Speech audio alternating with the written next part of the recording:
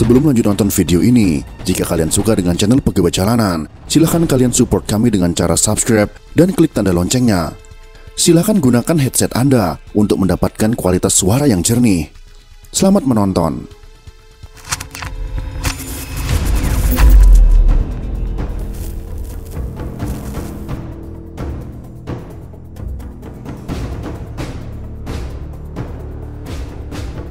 PDIP adalah salah satu partai besar yang terus eksis di dunia perpolitikan Indonesia. Partai yang identik dengan warna merah dan ikon banteng yang khas tersebut terus berada di posisi 3 besar selama pemilu yang pernah dilakukan di Indonesia. Walaupun banyak kabar miring tentang partai itu, namun pemilih partai itu tetap besar, bahkan mampu mengalahkan partai-partai lainnya. Kabar miring tersebut tidak mampu menggoyahkan PDIP sebagai salah satu partai besar yang memiliki banyak pendukung. Partai Demokrasi Indonesia Perjuangan seakan memiliki kekuatan tersendiri dalam dunia perpolitikan di Indonesia. Lantas, apakah yang membuat partai ini tetap kuat walaupun banyak yang menghujatnya? Untuk itu kita harus mengetahui bagaimana partai berlambang banteng itu didirikan, hingga mampu berdiri kokoh walaupun banyak yang berusaha menjatuhkannya. Aduh, capek juga loh Pak. Si itu sih bikin capek saya. Lambang banteng yang melekat pada simbol Partai Demokrasi Indonesia Perjuangan atau PDIP tidak lepas dari pengaruh figur seorang Soekarno. Soekarno menggunakan lambang banteng saat terbentuknya Perserikatan Nasional Indonesia atau PNI pada tanggal 4 Juli tahun 1927. Perserikatan tersebut kemudian berganti nama menjadi Partai Nasional Indonesia pada tahun 1928. Saat menjadi ketua, Soekarno menggunakan asas Marxisme sebagai asas PNI. Marxisme adalah upaya perjuangan melawan imperialisme dan kolonialisme. Marxisme adalah ideologi yang dikembangkan Soekarno untuk menentang penindasan. Pendukung ideologi ini adalah orang-orang kecil atau wong cilik seperti petani, buruh, pedagang kecil, pelayar kecil, yang semuanya adalah orang-orang yang sengsara dan melarat. Soekarno lalu mengadopsi lambang Partai Nasional Indonesia dari Perhimpunan Indonesia yang didirikan oleh mahasiswa-mahasiswa Indonesia di Belanda pada tahun 1908. Karena memang beberapa pendiri PNI adalah orang-orang yang berasal dari Perhimpunan Indonesia. Jika Perhimpunan Indonesia menggunakan lambang kepala kerbau yang bengis di tengahnya, maka PNI menggunakan kepala banteng yang tengah mengamuk, yang telah siap atau sedang menyeruduk. Di Indonesia, kerbau merupakan hewan yang istimewa. Menurut Semaun yang merupakan bekas pimpinan PKI, mengatakan bahwa kerbau adalah simbol kerakyatan. Selain itu, kerbau pada masa lalu adalah tokoh dalam pengajaran moral dan budi pekerti di masyarakat Jawa. Banyak cerita rakyat menggunakan tokoh kerbau sebagai sosok yang setia, rajin, bekerja keras, santun, tenang, dan menghormati. Namun ketika diganggu dan marah, kerbau bisa menyerang musuhnya dengan ganas dan garang. Oleh karena itu, Perhimpunan Indonesia menggunakan lambang kepala kerbau sebagai penggambaran rakyat Indonesia. Alasan Soekarno mengganti kepala kerbau dengan kepala banteng karena kerbau dianggap terlalu lunak, terutama ketika hidungnya telah dicucuk dan dijadikan sebagai hewan yang menggantikan tenaga manusia seperti membajak sawah misalnya. Soekarno kemudian menggantinya dengan kepala banteng yang menyeruduk sebagai simbol perjuangan bangsa Indonesia menghadapi imperialisme dan kapitalisme Belanda. Oleh Soekarno, banteng dianggap lebih berani dan sigap dalam menghadapi musuh-musuhnya, bahkan lebih liar dan ganas daripada seekor kerbau. Partai Nasional Indonesia yang berasas pada Marxisme mendapat dukungan dari semua kaum kecil seperti petani, buruh, pedagang, dan juga pelayar kecil ataupun nelayan. Mayoritas rakyat Indonesia pada masa penjajahan Belanda adalah rakyat kecil. Sekitar 95% masyarakat Indonesia berada pada kelas menengah ke bawah.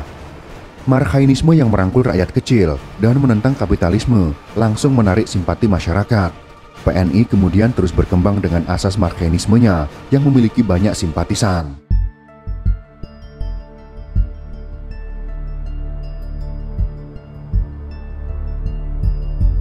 Melihat perkembangan PNI, pemerintah Hindia Belanda mulai mengawasi dengan ketat perkembangannya. Gerakan PNI saat itu masih dalam batas wajar, sehingga Belanda membiarkannya selama tidak melewati batas-batas politik yang ditetapkan.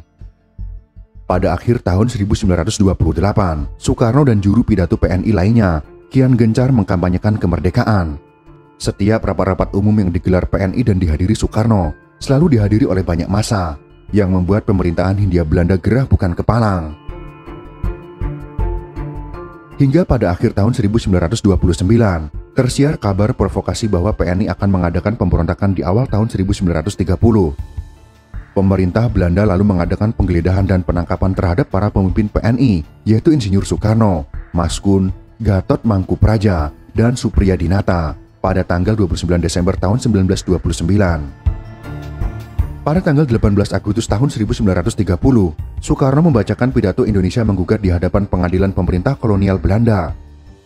Setelah melakukan pembelaan dan menguraikan secara gamblang tentang sisi negatif praktek kapitalisme dan kolonialisme Belanda, pada tanggal 22 Desember tahun 1930, hakim menjatuhkan keputusan bahwa Soekarno dihukum 4 tahun penjara, Gatot Mangkupraja 2 tahun, Maskun 1 tahun 8 bulan, dan Supriyadinata 1 tahun 3 bulan. Para pimpinan PNI itu dituduh melakukan perbuatan mengganggu umum atau menentang kekuasaan pemerintah yang dikategorikan sebagai kejahatan. Karena para pengikut PNI dinyatakan dalam keadaan bahaya, Sartono kemudian membubarkan PNI pada tahun 1931. Namun sebagai gantinya, didirikanlah Partai Indonesia atau Partindo. Partai-partai yang berhaluan nasionalis tetap menggunakan lambang banteng sebagai bentuk pengklaiman atas ahli waris PNI. Maka dari itu, Partindo kemudian menggunakan banteng dalam bentuk utuh sebagai lambang partai. Mereka menghambat perkembangan Partindo terutama setelah Soekarno dipilih sebagai ketua Partindo. Pemerintah Belanda kembali menangkap Soekarno dan membuangnya ke ND di Pulau Flores pada awal tahun 1934.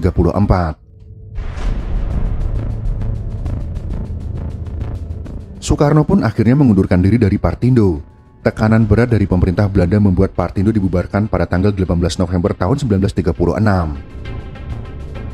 Ternyata figur Soekarno sudah melekat pada rakyat Indonesia.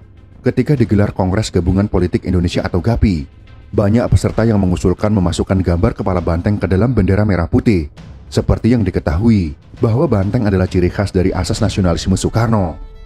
Dalam Kongres Rakyat Indonesia yang dihelat pada Desember tahun 1939, menimbulkan perdebatan tentang usulan tersebut. Hingga akhirnya para peserta Kongres menerima bendera yang terdiri atas 2 garis yang sama lebarnya, yang atas berwarna merah dan yang bawah berwarna putih tanpa adanya kepala banteng. PNI kemudian dihidupkan lagi setelah Indonesia merdeka di bawah pimpinan Sarmidi Mangun Sarkoro. Dalam kongresnya di Kediri pada tanggal 29 sampai 31 Januari tahun 1946, PNI menetapkan azas sosio-nasional demokrasi. Selain itu ditetapkan lambang PNI berupa kepala banteng di tengah segitiga. Asas PNI kemudian dimanifestasikan dalam lambang PNI, yaitu segitiga dengan kepala banteng yang menggambarkan sintetis dari nasionalisme, demokrasi, dan sosialisme. PNI menarik banyak dukungan karena memiliki nama yang sama dengan partai asal Soekarno, walaupun kali ini tanpa Soekarno sebagai ketuanya. Karena kemiripan dengan nama Partai Soekarno dulu, PNI kemudian menjadi partai dengan suara terbesar pada pemilu tahun 1955. Partai Nasional Indonesia yaitu PNI mendapat banyak dukungan dari orang-orang marhaen atau Soekarnisme yang mendongkrak perolehan suara PNI di pemilu. Setelah terjadi pemberontakan G30S pada tahun 1965, peristiwa itu membawa perubahan pada posisi Soekarno di PNI. PNI dinilai tidak Pancasilais, oleh karena itu penjabaran marhaenisme mulai dipertanyakan kembali, terlebih lagi saat marhaenisme disamakan dengan Marxisme. Akibatnya pemerintahan yang baru berusaha melarang ideologi marhaenisme karena dinilai dapat mengganggu ideologi Pancasila.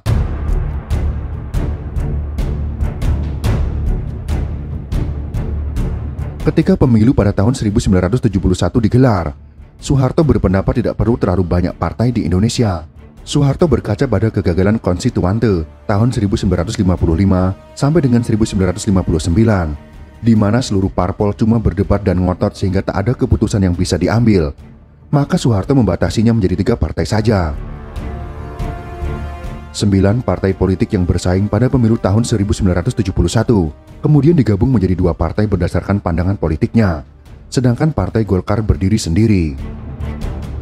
Partai politik Islam yang berhaluan Islam seperti NU, Parmusi, PSSI, dan Perti bergabung menjadi satu dalam Partai Persatuan Pembangunan atau P3. Sedangkan PNI, Partai Murba, Partai IPKI, Partai Kristen Indonesia atau Parkindo, dan Partai Katolik bergabung menjadi satu dalam Partai Demokrasi Indonesia atau PDI. PNI yang bergabung dengan partai lainnya tersebut tetap menggunakan lambang banteng dengan bingkai segi 5 sebagai identitasnya. Namun banteng pada lambang PDI pada masa Soeharto, seperti banteng yang hanya menjadi pajangan karena hanya tersisa kepalanya saja. Tidak lagi seganas banteng pada masa Soekarno, yang terlihat seperti sedang menyeruduk ketidakadilan. Segi 5 pada bingkainya menggambarkan 5 gabungan partai politik dalam tubuh PDI. Dari ketiga partai politik tersebut kita dapat melihat peta politik dalam setiap partainya. Pendukung Soeharto, aparatur sipil, dan militer akan mendukung Partai Golkar. Karena seluruh pegawai diwajibkan untuk memilih Partai Golkar, umat Islam, para kiai dan santri sebagai orang-orang yang taat beragama akan mendukung Partai P3. Sedangkan kaum agama minoritas, orang tertuduh komunis, dan orang-orang marxisme mendukung PDI. Konsep pemilu dengan 3 partai ini bertahan selama 5 kali pemilu selama masa pemerintahan Orde Baru berkuasa, yaitu pemilu tahun 1977, 1982, 1987, 1992, dan 1997. Golkar yang selalu mendapat dukungan dari aparatur sipil dan militer selalu menang telak di setiap pemilu. Saat Soekarno dianugerahi pahlawan proklamator oleh Presiden Soeharto pada tahun 1986, PDI berusaha menaikkan kembali figur Soekarno. Untuk menaikkan figur Soekarno, maka harus ada tokoh yang diangkat menjadi pemimpin sebagai ikon penerus Soekarno. Maka PDI merekrut Megawati untuk mengambil peran dalam dunia politik. Setelah Megawati ditarik dalam dunia politik, karirnya dapat dibilang berkembang pesat mengikuti jejak ayahnya. Megawati hanya butuh waktu 1 tahun untuk dapat menjadi anggota DPR RI. Dengan masuknya Megawati ke dalam partai politik, membawa perubahan pada kubu PDI. Di sisi lain mulai timbul kekhawatiran di tubuh pemerintah dengan masuknya Megawati ke dalam partai politik.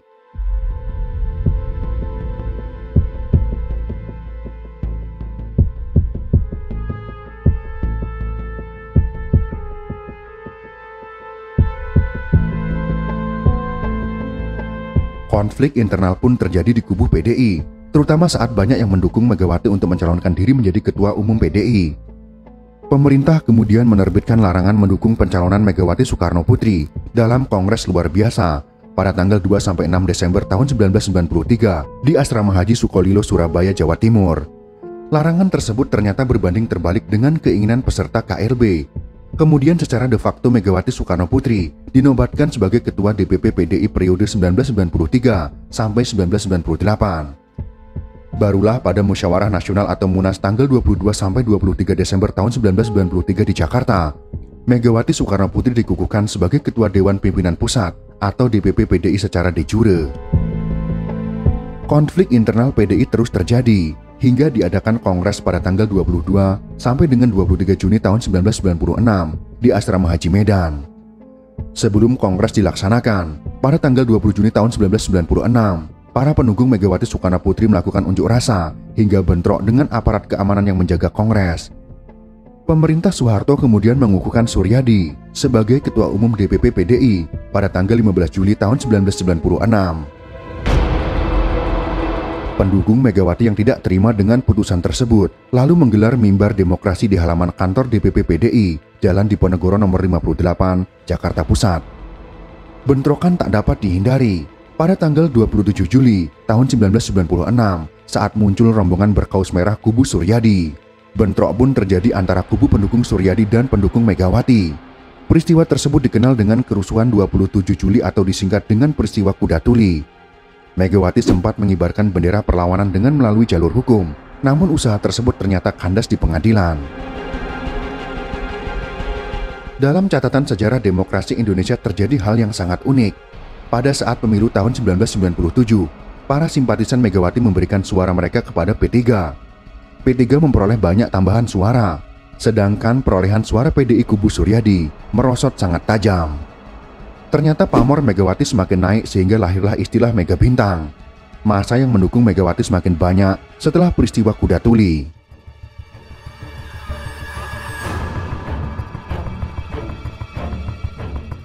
Saat Soeharto lengser pada tahun 1998, PDI di bawah pimpinan Megawati semakin kuat. Megawati kemudian mendirikan partai baru yaitu PDI Perjuangan pada tanggal 1 Februari tahun 1999 agar dapat mengikuti pemilu. Nama tersebut disahkan oleh Notaris Rahmat Samsul Rizal dan kemudian dideklarasikan pada tanggal 14 Februari tahun 1999 di Istora Senayan, Jakarta. PDIP tetap menggunakan lambang bantengnya, namun dengan warna mata yang berwarna merah.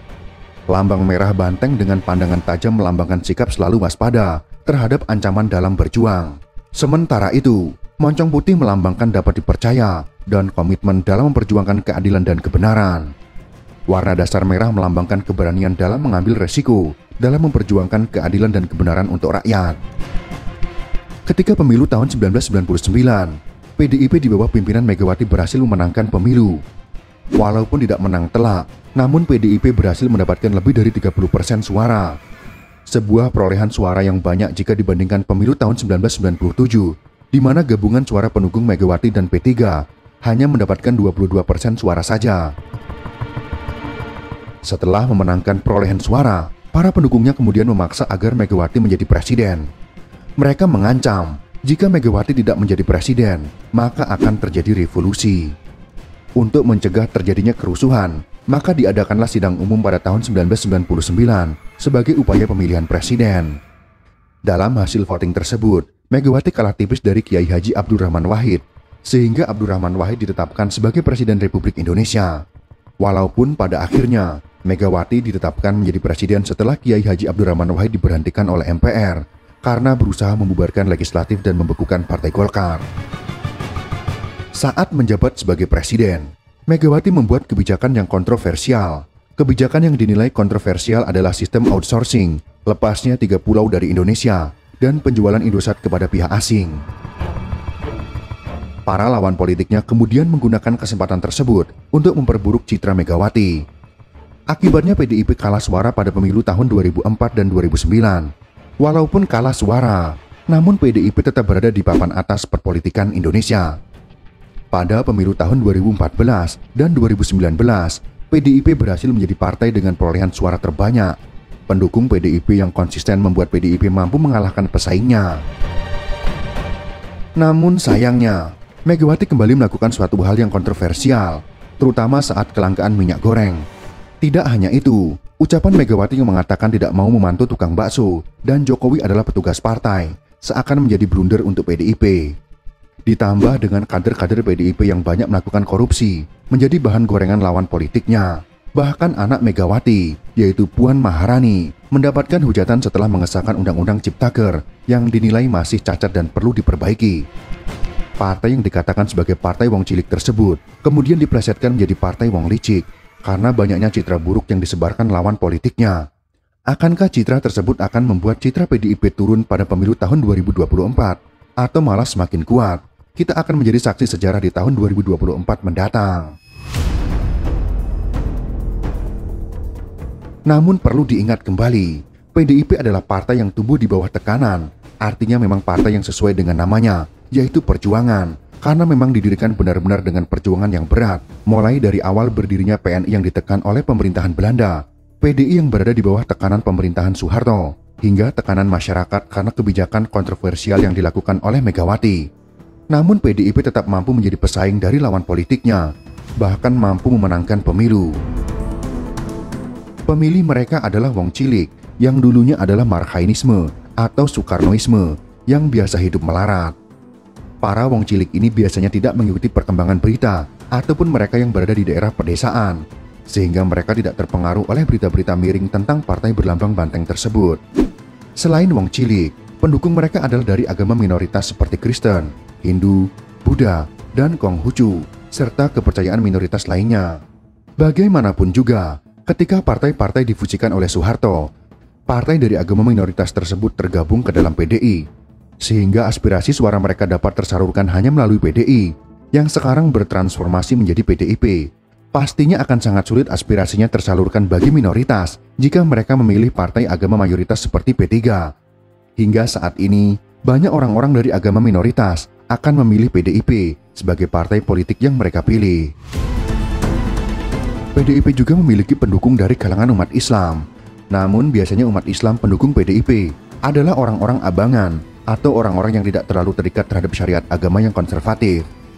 Umat Islam memanglah mayoritas, namun di antara populasi umat Islam, ternyata orang-orang abanganlah yang menjadi mayoritas Muslim di Indonesia. Golongan inilah yang sebenarnya paling banyak dan dominan di Indonesia, Namun mereka kebanyakan menjadi silent treatment daripada ikut berkuar-kuar di media. Mereka rata-rata memilih PDIP daripada partai yang berbasis Islam, karena biasanya partai yang berhaluan Islam adalah kelompok orang-orang yang taat beragama seperti santri dan kiai. Pendukung PDIP juga ada yang berasal dari orang-orang yang tertuduh PKI ataupun mantan-mantan PKI. Ini terlihat saat muncul seorang kader PDIP yang mengatakan aku bangga menjadi anak PKI. Karena begitu beragamnya pendukung PDIP, maka tidak mengherankan jika PDIP masih menjadi partai yang kuat bahkan ketika banyak hal-hal buruk yang diberitakan media. Akan tetapi PDIP tidak pernah kekurangan kader-kader yang hebat dan secara ketokohan sangat kuat. Seperti Ganjar Pranowo misalnya, yang dipilih menjadi calon presiden yang diusung PDIP untuk pemilu tahun 2024 mendatang. Di dunia yang makin canggih dan mudahnya masyarakat mengakses informasi, akankah perolehan suara PDIP turun karena banyaknya citra buruk dalam tubuh PDIP, atau malah sebaliknya? Seperti ketika selesainya masa jabatan Megawati pada tahun 2004 yang lalu. Jawabannya adalah, ya ndak tahu kok tanya saya. Itulah sekelumit kisah tentang pembahasan sejarah PDIP sampai menjadi partai terkuat di Indonesia. Semoga informasi ini bisa bermanfaat untuk kita semua. Jika kalian suka dengan video ini, silahkan berikan jempol ke atas. Dan jika kalian menganggap video ini bermanfaat, maka bagikanlah untuk teman-teman Anda yang lain. Terima kasih sudah menonton.